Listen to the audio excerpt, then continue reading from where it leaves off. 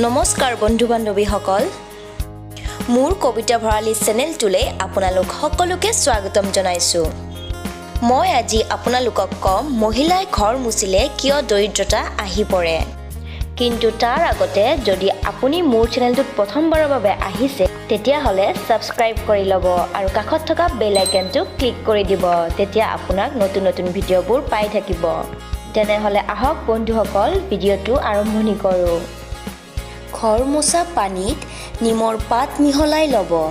ধনৰ দেৱী মহালক্ষ্মী আপোনাৰ ঘৰত বাস কৰিব বন্ধুসকল ধনৰ দেৱী মহালক্ষ্মীৰ বাস সেইখন ঘৰত হ'ব যিখন ঘৰত ঘৰ মোচা সময়ত কিছুমান জৰুৰী কথা ধ্যান দিয়ে ইয়াত মই ক'বলৈ লৈছো আপুনি ঘৰ মোচা সময়ত কি কথাৰ ধ্যান ৰাখিব লাগে আৰু এনেকুৱা আমি কি কৰিব পাৰো যি নেকি ঘৰত ভালদৰে ধন সমৃদ্ধি হয় আপোনালোকক কৈ দিও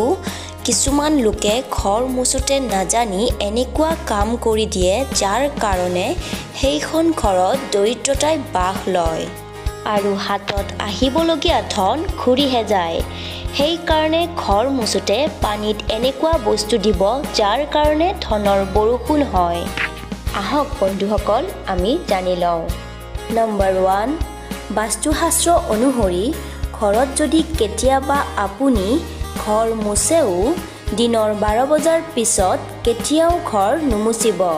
কাৰণ এইখিনি সময় সাফ চিকুণতাৰ বাবে ভাল নহয় যদি আপোনাক ধন প্ৰাপ্তি লাগে আৰু ঘৰত লক্ষ্মী দেৱী বাস হ'ব লাগে তেতিয়া হলে আপোনাৰ ঘৰত ৰাতিপুৱা ভাগত ঘৰ মুচিব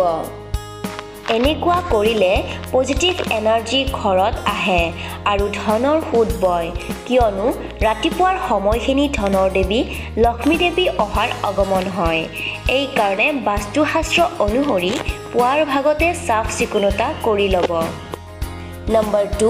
নিমৰ পাতৰ পানী যদি আপুনি ঘৰ মুছে তেতিয়া এই কাম অৱশ্যে কৰিব অলপমান নিমৰ পাত লৈ এটা পাত্ৰত অলপ পানী লৈ অলপ গৰম কৰি ল'ব আৰু যেতিয়া পানীখিনি উতলিব ধৰিব তাৰ পৰা নিমৰ পাতকেইটা উলিয়াই পেলাব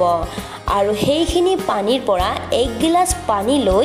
ঘৰ মুচা পানীখিনি ঢালি দিব আৰু সেই দি ঘৰ মুচিব যদি আপুনি সপ্তাহত একবাৰ এনেকুৱা কৰে তেতিয়া আপোনাৰ ঘৰত লক্ষ্মী মাৰ বাস হৈ যাব আৰু আপোনাৰ ঘৰত ভয়ংকৰতকৈও ভয়ংকৰ বেমাৰ বহু দূৰত পৰি থাকিব কোনো সৰু ল'ৰা ছোৱালী বেমাৰত নপৰিব কাৰণ নিমৰ পাতত হাজাৰ গুণ শক্তি পোৱা যায় আৰু নেগেটিভ এনাৰ্জি ঘৰত কেতিয়াও প্ৰৱেশ নকৰে 3 নম্বৰ বাস্তুশাস্ত্ৰ অনুসৰি মান্যতা আছে যে সপ্তাহত একদিন বৃহস্পতিবাৰে ঘৰ মুচাৰ পৰা বাচি থাকিব লাগে বাস্তুশাস্ত্ৰ অনুসৰি উত্তৰ পূব দিশ অথবা ঈশান কোণৰ কাৰক গুৰুগৃহ হয় ঘৰৰ এই দিশত ঘৰ মুচিলে গুৰুগৃহ অশুভ হৈ যায় ঘৰৰ ব্যক্তিসকলৰ লগত ভাগ্যৰ সংযোগ নোহোৱা হৈ যায়